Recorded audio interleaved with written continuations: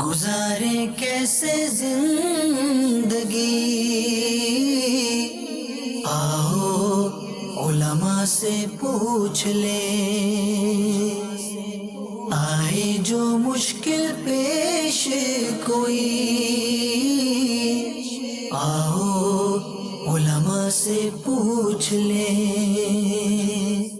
الحمدللہ رب العالمین والصلاة والسلام علی سید المرسلین، اما بعد فاعوذ باللہ من الشیطان الرجیم، بسم اللہ الرحمن الرحیم۔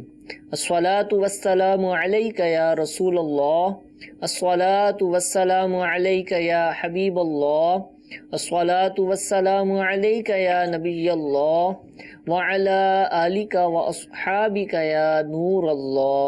پیارے اور محترم اسلامی بھائیوں، سلسلہ دارالافتاء اہل سنت میں مرحبا کہتے ہیں، درود پاک کی فضیلت سنتے ہیں۔ امیر اہل سنت دامت برکاتہم العالیہ اپنے رسالے ضیاء درود و سلام اس کے صفحہ نمبر 8 پر حدیث پاک نقل فرماتے ہیں، جسے یہ پسند ہو کہ اللہ عز و جل کی بارگاہ میں پیش ہوتے وقت اللہ عز و جل اس سے راضی ہو، اسے چاہیے کہ مجھ پر کثرت سے درود شریف پڑھے۔ صلو علی الحبیب صلی اللہ تعالی علی محمد صلی اللہ تعالی علیہ وآلہ وسلم۔ حضور شعبان المعظم کے حوالے سے آج ہمارا سلسلہ ہے، بالخصوص آقا کا مہینہ۔ امیر اہل سنت دامت برکاتہم العالیہ نے اپنے رسالے کا نام بھی رکھا ہے، اور مسلمان اس کو آقا کا مہینہ کہہ کر پکارتے ہیں۔ بالخصوص دعوت اسلامی کے مدنی ماحول میں اس کو آقا کا مہینہ کہا جاتا ہے۔ کیوں کہا جاتا ہے؟ یہ مہینے تو بہت سارے ہیں، اس کو آقا کا مہینہ کیا مراد ہے اس سے؟ الحمدللہ رب العالمین والصلاة والسلام علی سید الانبیاء والمرسلین، اما بعد فاعوذ باللہ من الشیطان الرجیم، بسم اللہ الرحمن الرحیم۔ آقا صلی اللہ علیہ وآلہ وسلم کا مہینہ جو شعبان المعظم کو کہا جاتا ہے، تو دراصل اس مضمون کی حدیث مبارکہ باقاعدہ موجود ہے، جس میں نبی کریم صلی اللہ تعالی علیہ وآلہ وسلم نے ارشاد فرمایا ہے، شعبان شہری، شعبان میرا مہینہ ہے، ورمضان شہر اللہ، اور ماہ رمضان اللہ تعالیٰ کا مہینہ ہے۔ صحیح۔ امام جلال الدین سیوطی شافعی رحمۃ اللہ علیہ نے جامع صغیر میں یہ حدیث مبارکہ نقل فرمائی ہے۔ تو چونکہ نبی کریم صلی اللہ تعالی علیہ وآلہ وسلم اس ماہ مبارکہ کو پسند فرماتے تھے، تو یوں تو سارے ہی دن اللہ کے ہیں، سارے مہینے ہی اللہ کے ہیں۔ نبی کریم صلی اللہ تعالی علیہ وسلم کو سارے ہی ایام اللہ تعالیٰ کے مہینے یہ پسند ہیں، لیکن خصوصی طور پہ شعبان المعظم کو آپ صلی اللہ علیہ وسلم نے اپنی طرف منسوب فرمایا ہے۔ تو شعبان المعظم کی بڑی برکتیں ہیں، اور اس کی برکتوں کو یوں بھی غوث اعظم رضی اللہ تعالی عنہ کے فرمان سے سمجھا جا سکتا ہے کہ غوث اعظم رضی اللہ تعالی عنہ فرماتے ہیں، شعبان کے 5 حروف ہیں، شین عین با الف نون، تو ان میں سے ہر لفظ کی ایک الگ ایک حکمت ہے، اس کی برکتیں ہیں۔ تو فرمایا گیا کہ شین سے مراد ہے شرف یعنی بزرگی، ٹھیک، اور عین سے مراد ہے علو، علو معنی ہوتے ہے بلندی، ٹھیک، رفعت، اور شعبان میں با درمیان میں آتا ہے، با سے مراد ہے بر یعنی احسان، بھلائی، نیکی، اور جو اس میں الف آتا ہے شعبان میں، اس سے مراد ہے الفت، محبت، اور نون سے مراد ہے نور۔ تو اس کا معنی یہ ہوا کہ یہ تمام چیزیں اللہ تعالیٰ اپنے بندوں کو اس مہینے میں عطا فرماتا ہے، یعنی شرافت، عظمت، رفعت، اسی طرح بلندی، نیکی، بھلائی، الفت، محبت اور نور۔ اور اس مہینے کے بارے میں فرمایا غوث اعظم رضی اللہ تعالیٰ عنہ نے کہ یہ وہ مہینہ ہے جس میں نیکیوں کے دروازے کھول دیے جاتے ہیں، برکتوں کا نزول ہوتا ہے، خطائیں مٹائی جا رہی ہوتی ہیں، گناہوں کا کفارہ ادا کیا جا رہا ہوتا ہے۔ اور یہ مہینہ خاص کر غوث اعظم رضی اللہ تعالیٰ عنہ کا فرمان عالی شان یہ ملتا ہے کہ یہ مہینہ درود پاک کی کثرت کیے جانے کا مہینہ ہے۔ گویا دوسرے لفظوں میں یہ کہ یہ ماہ شعبان المعظم درود خوانی کا مہینہ ہے۔ تو اس ماہ مبارکہ میں نیکیوں کی واقعتاً تبدیلی نظر آتی ہے، ایک مدنی انقلاب جس کو ہم دعوت اسلامی کے ماحول میں کہتے ہیں کہ ہر مسلمان اپنے اپنے طور پہ نیکیوں کی طرف مائل ہونے لگتا ہے، اور یہ باقاعدہ نظر بھی آتا ہے، عبادات کی طرف رجحان بڑھنے لگتا ہے، تلاوت قرآن کی کثرت ہونے لگتی ہے، درود شریف پڑھے جا رہے ہوتے ہیں، اور یہ مہینہ گویا ماہ رمضان مبارک کا ایک استقبال کا مہینہ بھی ہوتا ہے، ٹھیک ہے، کہ اس میں آنے والا بس مہینہ اگلے مہینے کا بھی انتظار ہو رہا ہوتا ہے، اور یہ نبی کریم صلی اللہ تعالیٰ علیہ وآلہ وسلم کی دعاؤں میں ہے کہ رجب اور شعبان المعظم میں آپ صلی اللہ تعالیٰ علیہ وسلم برکت کی دعا مانگا کرتے تھے، جیسے کہ الفاظ اس طرح کے اللہم بارک لنا فی رجب و شعبان، اے اللہ رجب اور شعبان میں ہمیں برکت عطا فرما، وبلغنا رمضان، اور ہمیں رمضان تک پہنچا دیں۔ امیر علیہ سنت نے اس دعا کو بہت عام الحمدللہ کیا، امیر علیہ سنت نے اس دعا کو رائج مطلب ایک سنت تھی، اور جو عوام کے ذہنوں سے نکل چکی تھی، علماء کو یاد ہے، جو کتب احادیث پڑھتے ہیں ان کو یاد ہے، اب وہ ہے کہ عوام کی زبانوں تک اس دعا کو لانا۔ الحمدللہ یہ امیر اہل سنت کی ایک آپ کی نیکیوں کا حرص ہے کہ آپ صلی اللہ تعالیٰ علیہ وسلم نے رمضان سے محبت ہے، اور آپ صلی اللہ علیہ وسلم کی جو دعائیں جو آپ کے معمولات میں تھیں وہ امت تک بھی پہنچنی چاہیے۔ تو یہ دعا شعبان المعظم میں بھی پڑھیں کہ یہ آقا صلی اللہ علیہ وسلم کا پسندیدہ مہینہ ہے جس کو حضور نے اپنی طرف منسوب فرمایا ہے، اور اس ماہ میں اس دعا کو پڑھیں، اور اللہ تعالیٰ سے ماہ رمضان تک پہنچنے کی دعا بھی کریں، خیر و عافیت کے ساتھ ماہ رمضان ہم سب کو نصیب ہوں۔ سبحان اللہ۔ حضور ایک اور چیز شعبان المعظم کے مہینے میں ہم دیکھتے ہیں، اور بہت زیادہ، اور بالخصوص دعوت اسلامی کے مدنی ماحول کے اندر تو بہت زیادہ یہ دکھنے میں آتی ہے، اور بہت سارے اسلامی بھائی اسلامی بہنیں اس پر عمل کرتے ہوئے نظر آتے ہیں، وہ ہے روزے۔ روزے عام طور پر تو رمضان شریف میں مسلمان بلکہ فرض ہیں وہ تو رکھنے ہی ہیں، اور کوئی بڑے دن آ جائیں، خاص ایام کوئی آ گیا اس میں رکھ لیا، لیکن شعبان المعظم میں تو ہم نے ایسے بھی اسلامی بھائی دیکھے ہیں کہ پورے ماہ کے روزے رکھنے والے ملتے ہیں۔ تو کیا ایسی چیز ہے کہ شعبان المعظم میں روزوں کی اتنی کثرت نظر آتی ہے، محبت نظر آتی ہے؟ دراصل دیکھیں، عاشقان رسول جو ہے نا، ان کی ایک ہی دھن ہوتی ہے کہ جو کام آقا دو عالم صلی اللہ علیہ وسلم نے کیا ہے، بس ایک عاشق کی دھن ہوتی ہے میں بھی وہ کام کیوں نہ کروں۔ ٹھیک ہے، تو اب اس میں کیا فوائد کیا حکمتیں ہیں وہ اللہ کے رسول تو جانتے ہی ہیں، بس ایک عاشق جو ہے نا بس وہ آقا صلی اللہ علیہ وسلم کی اداؤں کا دیوانہ ہوتا ہے۔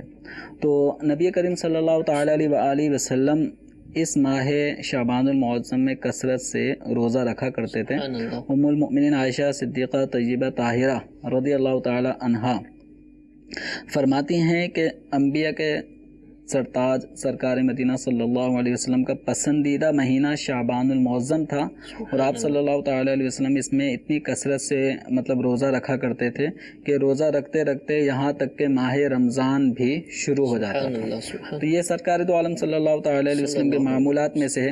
اسی طرح حضرت سیدنا اسامہ بن زید رضی اللہ تعالیٰ عنہ یہ بارگاہ رسالت صلی اللہ تعالیٰ علیہ وسلم میں عرض کرتے ہیں، یہ سنن نسائی کی حدیث مبارکہ ہے کہ یا رسول اللہ صلی اللہ علیہ وسلم میں دیکھتا ہوں کہ جس طرح آپ صلی اللہ تعالیٰ علیہ وسلم شعبان میں روزہ رکھتے ہیں اس طرح کسی اور مہینے میں روزہ نہیں رکھتے۔ شوال ہو گیا یہاں تک کہ رجب، تو یہ 10 مہینے ہو جاتے ہیں، 11واں مہینہ یوں شعبان ہے، تو یہ اپنے اعتبار سے میں کاؤنٹنگ کر رہا ہوں، ورنہ تو محرم سے ہی شروع ہوتا ہے اسلامی اعتبار سے۔ تو یہ بقیہ 10 مہینوں میں اتنا روزہ رکھنے کا معمول آپ صلی اللہ علیہ وسلم کا نہیں ہوتا جتنا ہم علاوہ رمضان یہ شعبان میں آپ کو دیکھتے ہیں۔ تو نبی کریم صلی اللہ علیہ وسلم نے فرمایا کہ رجب اور رمضان کے بیچ میں یہ مہینہ ہے، تو رجب کے بعد اور رمضان سے پہلے یہ بیچ میں یہ مہینہ ہے۔ فرمایا کہ لوگ اس سے غافل ہیں، اس میں لوگوں کے اعمال اللہ رب العالمین کی طرف اٹھائے جاتے ہیں، اور مجھے یہ پسند ہے کہ میرا عمل اس حال میں اٹھایا جائے کہ میں روزے کی حالت میں ہوں۔ سبحان اللہ، سبحان اللہ۔ تو اس لیے مسلمان بھی عاشقان رسول اس ماہ مبارکہ میں کثرت کے ساتھ روزہ رکھ کر اس ادائے مصطفیٰ صلی اللہ علیہ وسلم کو ادا کر رہے ہوتے ہیں۔ سبحان اللہ، ماشاء اللہ۔ اللہ تعالی ہمیں بھی شعبان المعظم کی اہمیت کو سمجھنے، اس کی قدر کرنے، اس میں کثرت سے روزے رکھنے، پیارے آقا علیہ الصلوۃ والسلام کی اس ماہ سے محبت کے صدقے میں یا اللہ ہمیں بھی اس ماہ سے محبت کرنے کا جذبہ عطا فرما، ان سارے کاموں کی توفیق عطا فرما۔ مفتی انس صاحب سے ہم سوال کریں گے، 15 شعبان المعظم، شب براءت بھی جس کو کہا جاتا ہے، اور عام عرف عام میں شب برات کا لفظ اس کے لیے استعمال کیا جاتا ہے، یہ بھی بتا دیں شب برات صحیح ہے یا شب براءت صحیح ہے، یہ بھی آپ ارشاد فرمائیے گا۔ یہ ارشاد فرمائیے کہ قرآن و حدیث کی روشنی میں اس کی اہمیت کیا ہے؟ یہ شب برات کے حوالے سے جو مسلمانوں میں اتنا عمل کا جذبہ نظر آتا ہے، نیک اعمال کر رہے ہوتے ہیں، یہ ہے کیا اصل میں؟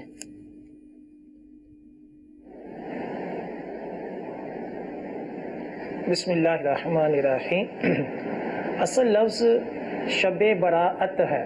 ٹھیک ہے، براءت کا معنی چھٹکارا ہے، تو چھٹکارے کی، نجات کی شب اس کا اصل تلفظ ہے۔ تو اس کی اگر فضائل کے اوپر بات کی جائے تو ایک الگ اس کے اوپر موضوع ہے اور ایک الگ وقت چاہیے۔ ایک قول کے مطابق علامہ آلوسی رحمۃ اللہ علیہ نے جو قرآن پاک کی آیت ہے کہ ہم نے اس کو اس مبارک رات اتارا، جو قرآن پاک کی آیت کا مفہوم ہے، علامہ آلوسی رحمۃ اللہ علیہ فرماتے ہیں کہ ایک قول کے مطابق یہ شب براءت ہے، ایک قول کے مطابق، اور احادیث میں اس کی فضیلت کثیر مقامات پر اور مستند روایات سے ثابت ہے۔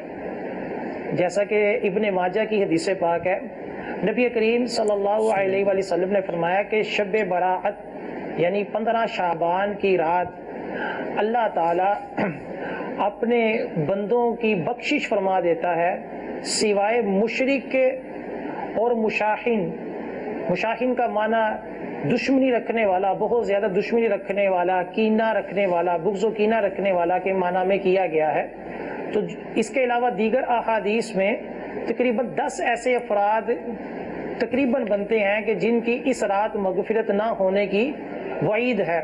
بقیہ کے بارے میں کثیر احادیث میں فرمایا گیا کہ سب کی بخشش ہو جاتی ہے۔ کسی حدیث میں کہا گیا کہ والدین کی نافرمانی جو کرنے والا ہو اس کی بخشش نہیں ہوتی۔ کسی حدیث پاک میں قطع تعلقی کرنے والے کے بارے میں کہا گیا کہ اس کی بخشش نہیں ہوتی۔ کسی کے بارے میں کہا گیا کہ جو کافر ہو اس کی بخشش نہیں ہوتی۔ تو کثیر عادی شرابی کی، عادی زانی کی بخشش نہیں ہوتی۔ تو بعض ایسے افراد ایسے بھی ہیں جو اس رات میں بھی محروم رہتے ہیں، ورنہ اوورآل ایک مسلمانوں کی بہت بڑی تعداد ہے جن کی بخشش ہوتی ہے۔ اور ایک ابن ماجہ کی حدیث پاک میں حضرت علی رضی اللہ تعالیٰ عنہ روایت فرما رہے ہیں کہ نبی کریم صلی اللہ علیہ وآلہ وسلم نے فرمایا کہ شب براءت جو 15 شعبان کی رات ہے، اس میں عبادت کرو اور صبح کو روزہ رکھو۔ اللہ تعالیٰ مغرب کے بعد یعنی کل جو مغرب کی نماز ہوگی اس کے بعد آسمان دنیا پر تجلی فرماتا ہے، اور یہ کہتا ہے کہ ہے کوئی روزی مانگنے والا کہ میں اسے روزی دوں، ہے کوئی بخشش مانگنے والا کہ میں اسے بخشش دوں، ہے کوئی عافیت مانگنے والا، بیماری سے شفا مانگنے والا کہ میں اسے شفا عطا فرماؤں، ہے کوئی نبی کریم صلی اللہ علیہ وآلہ وسلم نے فرمایا کہ یہ صبح کی فجر کی نماز تک یہ جاری رہتا ہے، یہ رحمت رب تعالیٰ کی صبح تک جاری رہتی ہے کہ جس نے جو مانگنا ہے وہ مانگ لے اس رات۔ اب دیکھیں اس حدیث پاک کے تحت، پہلی حدیث پاک میں دیکھیں تو مغفرت مل رہی ہے، اور اس حدیث پاک کو دیکھیں تو مغفرت کے علاوہ ہمیں رزق مانگنا ہے، ہمیں بیماری سے شفا مانگنی ہے تو وہ بھی مل رہی ہے۔ اور ایک شعب الایمان بہقی کی حدیث پاک ہے، حضرت ابن عمر رضی اللہ تعالیٰ عنہ فرماتے ہیں کہ 5 ایسی راتیں ہیں کہ جس میں جو بھی دعا مانگی جائے وہ دعا قبول ہوتی ہے۔ ان میں رجب کی پہلی رات، اس میں دونوں عیدوں کی راتیں، اس میں جمعے کی رات، اور اس میں ایک رات یہ براءت جسے شب براءت کہا جاتا ہے وہ ہے۔ تو یہ رات وہ ہے کہ ہمیں جو بھی حاجت ہو اور مغفرت ہمیں چاہیے، جیسا کہ ہر مسلمان کے لیے لازمی طور پر یہ ایک دعا ہوتی ہے کہ مجھے بخشش چاہیے، تو بخشش کے بعد عافیت کی ترغیب دی گئی حدیثوں میں۔ تو جس نے بخشش مانگنی ہے وہ بھی اس رات مانگے، جس نے عافیت مانگنی ہے وہ بھی اس رات کو مانگے، اور جس نے رزق میں تنگی کو ختم کرنا ہے, رزق میں کشادگی مانگنی ہے تو وہ بھی اس رات کو مانگے, جو کوئی بیمار ہے اس نے شفا مانگنی ہے تو وہ بھی اس رات مانگے, اور اس کے علاوہ جس نے جو بھی جائز دعا مانگنی ہے تو وہ اس رات میں مانگے. کتنی عظیم رات ہے, اور کئی احادیث سے اس کی ترغیب, اور کتب فقہ میں متفقہ طور پر فقہائے کرام نے فرمایا کہ اس رات عبادت کرنا مستحب عمل ہے. سبحان اللہ. وہ پھر ایسے مواقع پر جمع ہو جہاں اللہ والے جمع ہیں نا, صحیح, کہ جہاں جیسے دعوت اسلامی کے ماحول میں چونکہ اجتماعات کا سلسلہ ہوتا ہے خاص یہ بڑی راتوں میں, تو ان مواقع میں ضرور حاضر ہونا چاہیے. اس کا فائدہ یہ ہوتا ہے کہ آپ دعا کر رہے ہیں, ساتھ والا نہ جانے کتنی گڑ گڑا کر اللہ تعالیٰ کی بارگاہ میں دعا کر رہا ہو, اسی کی دعا آپ کے لیے, بے شک, اسی کے صدقے ہمارا بھی بیڑا پار ہو جائے. اللہ تعالیٰ ہمیں توفیق دے. اور دعوت اسلامی کے زیر اہتمام الحمدللہ عالمی مدنی مرکز فیضان مدینہ کے ساتھ ساتھ دنیا بھر میں جہاں جہاں مدنی مراکز ہیں, مساجد ہیں, الحمدللہ شب براءت کے اجتماعات کا انعقاد ہو جاتا ہے. اور یہ سلسلہ الحمدللہ عصر کی نماز کے بعد ہی شروع ہو جاتا ہے. عصر کے بعد اعتکاف کا سلسلہ ہوتا ہے, اس میں بھی درس و بیان وغیرہ ذکر و اذکار کا معاملہ ہوتا ہے. مغرب کے بعد نوافل کا سلسلہ ہوتا ہے, اور عشاء کے بعد الحمدللہ عز و جل پھر باقاعدہ اجتماع کا جو آغاز ہو جاتا ہے, نعت خوانی کی جاتی ہے, صلاۃ التسبیح کے نوافل بھی بہت ساری جگہوں پر الحمدللہ ادا کیے جاتے ہیں, اور یہ جدول سحری تک الحمدللہ جاری رہتا ہے. اگلے دن مسلمان جو ہے وہ 15 شعبان المعظم کا روزہ بھی رکھتے ہیں. اس حوالے سے حضور ارشاد فرمائیے کہ روزے کی کیا ترغیب ہے 15 شعبان کے. جیسے کہ مفتی صاحب نے جو بیان کی تھی اس کے اندر بھی ایک حدیث مبارکہ حضرت مولا علی کرم اللہ تعالی وجہہ الکریم سے مروی نقل فرمائی تھی, ذکر کی تھی کہ نبی کریم صلی اللہ تعالی علیہ وآلہ وسلم نے 15 شعبان المعظم کی جو شب ہے اس رات میں قیام کرو, یعنی اس رات کو عبادت کے اندر گزاریں. اب وہ عبادت کی کوئی سی بھی صورت ہم اپنا سکتے ہیں, چاہے نوافل کے اہتمام کر کے, یا یعنی مراد ہے شب بیداری عبادت کے ذریعے. ٹھیک ہے, وہ نوافل کے ذریعے, تلاوت قرآن کے ذریعے, کثرت درود خوانی کے ذریعے, علم دین کی محافل میں, نعت خوانی کی محافل میں, بیانات علماء اہل سنت کے جہاں ہوتے ہیں ان کے بیانات سنیں, علم دین حاصل کریں. اور اسی طرح جو اگلا جو اس کے بعد جو دن آ رہا ہے تو حدیث مبارکہ میں فرمایا گیا اس کے دن کا بھی روزہ رکھو. ٹھیک ہے, تو یہ واجب نہیں ہے. ٹھیک ہے, جب روزہ رکھنے, اور عام طور پہ اس دن میں سمجھتا ہوں کہ چھٹی بھی ہوتی ہے, جی جی, اکثر کاروباری اداروں میں کی, چھٹی ہے, اداروں میں چھٹی ہے, تو اس لیے کمپنی فیکٹری میں بھی اکثر چھٹی کا ہی دن ہوتا ہے, چونکہ اس رات مسلمان جو ہے قبرستان بھی جاتے ہیں, اگلا دن شب بیداری, پوری رات شب بیداری, پھر وہ عبادت وغیرہ, تو روزہ رکھنا آسان ہے. ٹھیک ہے, اگرچہ گرمی کے دن چل رہے ہیں لیکن یہی دن تو اب آگے میں ماہ رمضان ہوں گے تو صبح سو کر بھی گزرے گا بہت سارا وقت. تو اس میں یہ ہے کہ رمضان مبارک بھی چونکہ اس وقت گرمی ہی کے موسم میں آ رہا ہے تو تھوڑا سا اس کے حوالے سے بھی پریکٹس کرنے کی ترغیب بنائیں تاکہ ماہ رمضان میں روزہ رکھنے کی ہمیں عادت بن جائے, پہلے سے ہی پڑ جائے گی تو انشاءاللہ آسانی رہے گی. تو 15 شعبان المعظم اس کا روزہ رکھیں جیسے کہ حدیث مبارکہ میں اس کی ترغیب دلائی گئی ہے. ٹھیک ہے. انس صاحب سے میں پوچھنا چاہوں گا کہ روزوں کی فضیلت ہم نے سنی, شب بیداری کی فضیلت سنی, جو اس رات میں, اس سے پہلے بھی اور اس رات میں بھی پٹاخے پھوڑے جاتے ہیں, اس کی بھی کوئی فضیلت ہے؟ یہ کیوں کیا جاتا ہے؟ یہ لگتا ہے کہ شاید اس رات کا حصہ بن چکا ہے اور ہوتا ہے, ہر سال ہوتا ہے اور بچپن سے دیکھتے آ رہے ہیں, تو اس کا کیا معاملہ ہے؟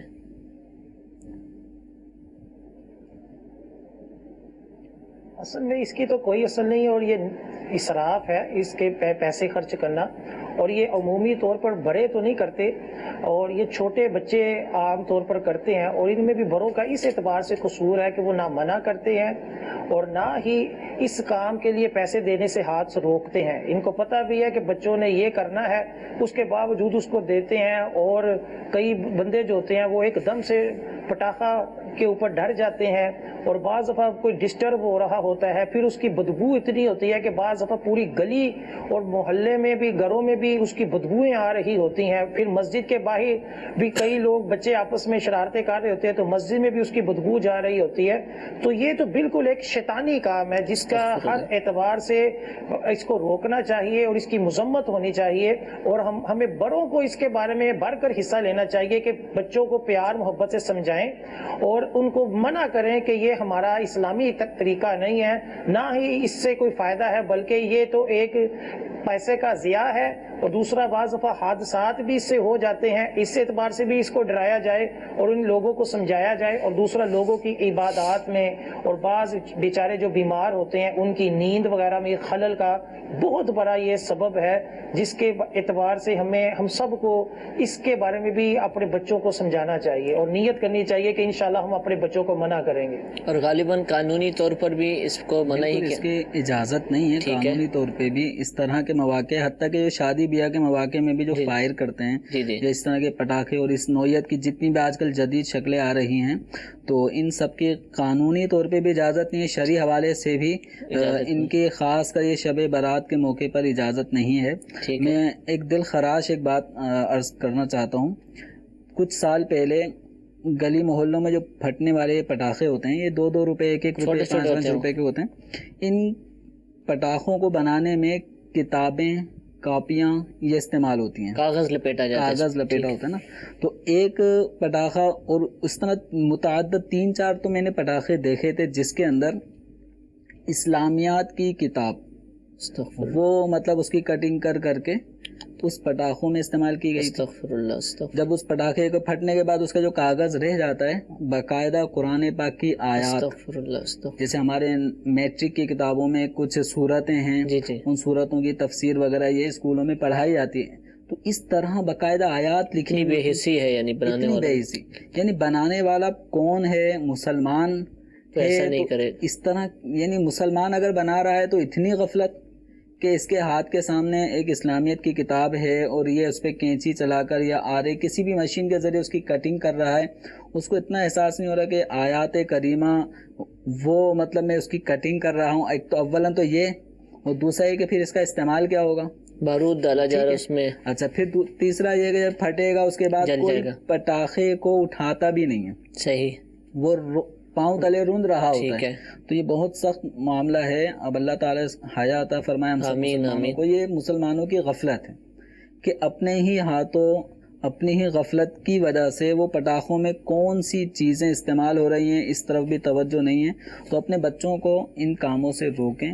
یہ اچھی چیز نہیں ہے، یہ مسلمانوں کے کام نہیں ہیں. مسلمانوں کے کام اس رات عبادت کرنا ہے، ٹھیک ہے، اور اپنی کوتاہیوں پر اللہ تعالیٰ کی بارگاہ میں شرمندگی کا احساس کریں، ندامت کا اظہار کریں اور بخشش مانگیں. جو گزشتہ ہمارے سال جو گزرا ہے، اس سال میں ہم نے کیا کمایا، کیا کھویا، اس پر غور کریں. ٹھیک ہے. آئندہ سال جو ہمیں یہ چونکہ نامہ اعمال کی تبدیلی کی بھی رات ہے، تو اس پہ آدمی سوچے، شرمندگی کا احساس کرے کہ جو مجھے پورا ایک سال ملا ہے اس کا میں نے کہاں تک حق ادا کیا ہے. ٹھیک ہے. اب اس آنے والی رات کو گویا جس طرح کلوزنگ ہوتی ہے، اس کلوزنگ کے اندر نفع نقصان سب دیکھا جاتا ہے کاروباری حوالے سے کہ ہم کہاں تک پہنچے ہیں.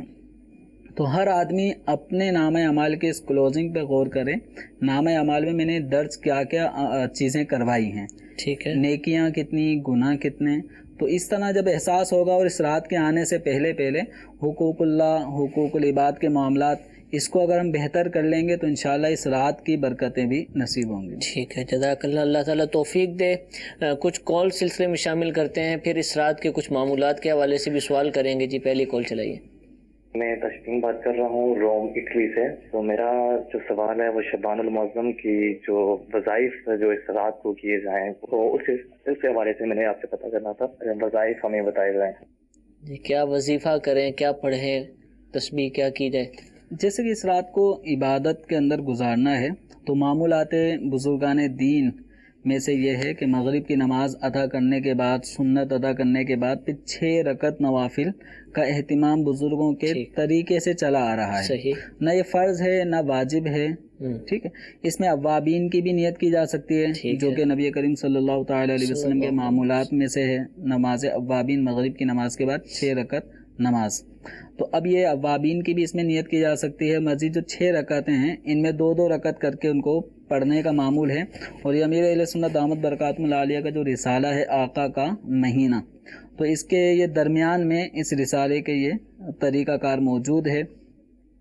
تو جس میں 2 رکعت ادا کرنی ہے اس میں نیت یہ کرنی ہے کہ اللہ تعالیٰ ان 2 رکعتوں کی برکت سے مجھے درازی عمر بالخیر عطا کرے. ٹھیک. پھر 2 رکعت نفل ادا کرنی ہے، اس میں یہ نیت کریں کہ اللہ تعالیٰ ان 2 رکعتوں کی برکت سے مجھے بلاؤں سے، آفتوں سے محفوظ رکھے۔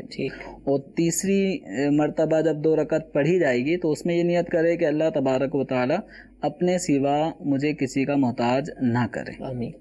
تو اس طرح یہ 2 رکعت پڑھیں۔ ہر 2 رکعت ادا کرنے کے بعد سورہ اخلاص وہ 21 مرتبہ پڑھ لے، یا سورہ یاسین شریف پڑھ لے، یا دونوں ہی چیزیں پڑھ لے۔ پھر دعائے نصف شعبان وہ بھی اس رسالے کے اندر موجود ہے، تو وہ دعا پڑھ لے۔ پھر 2 رکعت پڑھے، پھر وہ 21 مرتبہ سورہ اخلاص یا سورہ یاسین، اس طرح یہ دعائے نصف شعبان پڑھے۔ تیسری مرتبہ جب نوافل پڑھ لے 2 رکعت تو اس کے بعد بھی یہی صورتیں پڑھے۔ تو اس طرح یہ اپنی اس رات کا آغاز جو ہے نا وہ عبادت سے کریں۔ ٹھیک ہے۔ اور اس رات کے شروع ہونے سے پہلے بھی اپنے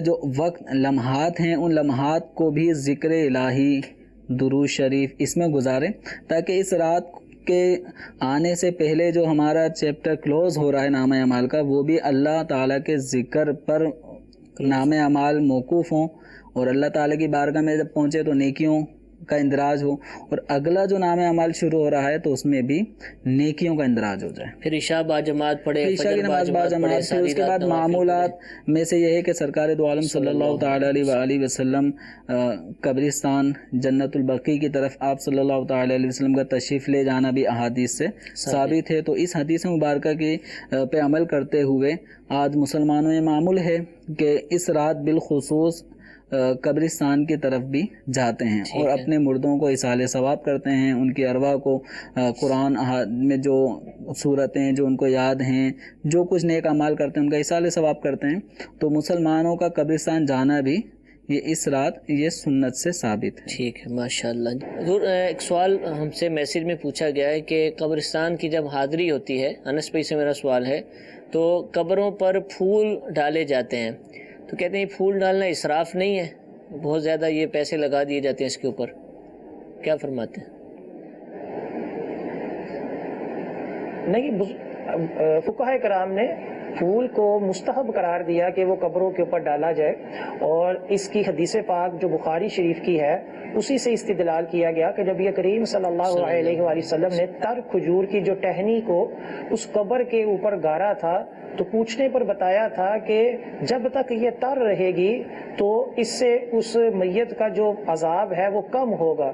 اسی سے فقہاء کرام نے استدلال کیا کہ پھول بھی اگر کسی قبر کے اوپر ڈالیں گے اپنے عزیزوں کی، ایک تو پھول جب تک تر رہے گا وہ ذکر کرتا ہے، تو اس ذکر سے جو میت ہوگی وہ مانوس ہوتی ہے، تو اس کو اس اعتبار سے مستحب قرار دیا ہے کہ پھول ہو یا کوئی بھی ٹہنی وغیرہ ہو، وہ اگر قبر میں رکھ دی جائے، گاڑ دی جائے، تو اس کی شرعاً اجازت ہے۔ فتاوی ہندیہ وغیرہ میں اس کے جزیات موجود ہیں۔ ٹھیک ہے، آخری سوال بھی حضور آپ سے ہی ہے، میٹھی میٹھی باتیں ہو جائیں۔ حلوہ مسلمانوں میں بہت زیادہ رائج ہے کہ اور بھی بہت ساری چیزیں پکتی ہیں، لیکن شب برات کا حلوہ مشہور بھی ہے، بانٹا بھی جاتا ہے، کھایا بھی جاتا ہے، کیا ہے یہ حلوے کی حقیقت کیا ہے؟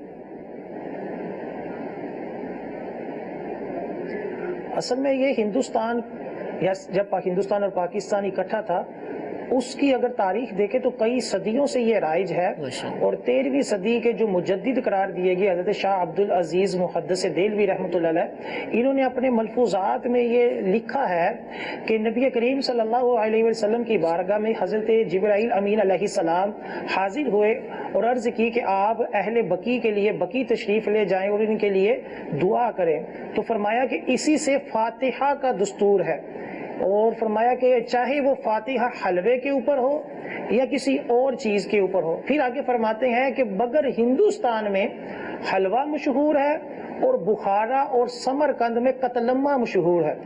تو یہ مجدد اس کی تائید بھی کر رہے ہیں اور اس کے رائج ہونے کی صراحت کر رہے ہیں کہ ان سے بھی پرانا یہ چل رہا ہے۔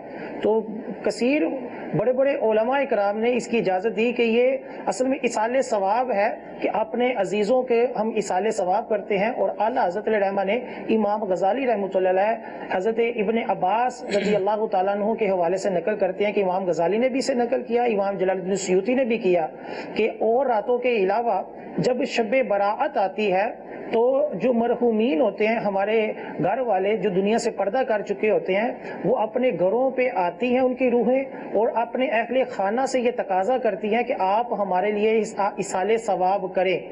یہ حضرت ابن عباس رضی اللہ تعالیٰ عنہ کا قول مبارک دو عظیم بزرگوں نے، امام جلال الدین سیوطی جو کہ بڑے عظیم محدث ہیں اور ابن امام غزالی رحمۃ اللہ علیہ، انہوں نے یہ قول نقل کیا ہے.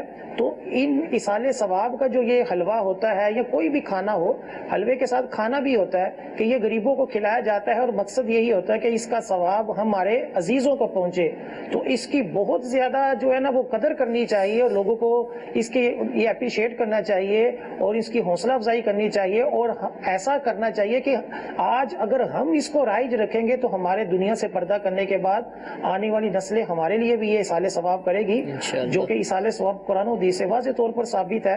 اور اس رات اپنے آپ جب ہم بخشش چاہ رہے ہیں تو اپنے مرحومین کو بھی اپنی دعاؤں میں، اپنے ایصال ثواب میں ان کے لیے مغفرت کے لیے دعا کریں. ان سب کو بھی اپنے ساتھ یاد رکھیں، کیونکہ جو دنیا سے پردہ کر گیا اس کے لیے جو حدیث پاک میں ہے سب سے بڑا تحفہ کیا ہے، اس کے لیے استغفار کرنا ہے. تو یہ ایصال ثواب، یہ استغفار اس رات اپنے لیے، اپنے مرحومین کے لیے کرنا، اور یہ بہت اچھی بات ہے. اور یہ حلوہ اور قتلمہ بھی بعض جگہوں پہ رائج ہے. یہ سارے کا سارا کئی صدیوں سے رائج ہے جن کی علماء کرام نے تائید فرمائی ہے. سبحان اللہ. اللہ تعالیٰ میں سب نیک اعمال کی توفیق عطا فرمائے، اس رات کی قدر کی توفیق عطا فرمائے. آمین بجاہ النبی الامین. صلو علی الحبیب صلی اللہ تعالی علی محمد صلی اللہ علیہ وسلم. گزارے کیسے زندگی، آؤ علماء سے پوچھ لیں. آئے جو مشکل پیش کوئی، آؤ علماء سے پوچھ لیں.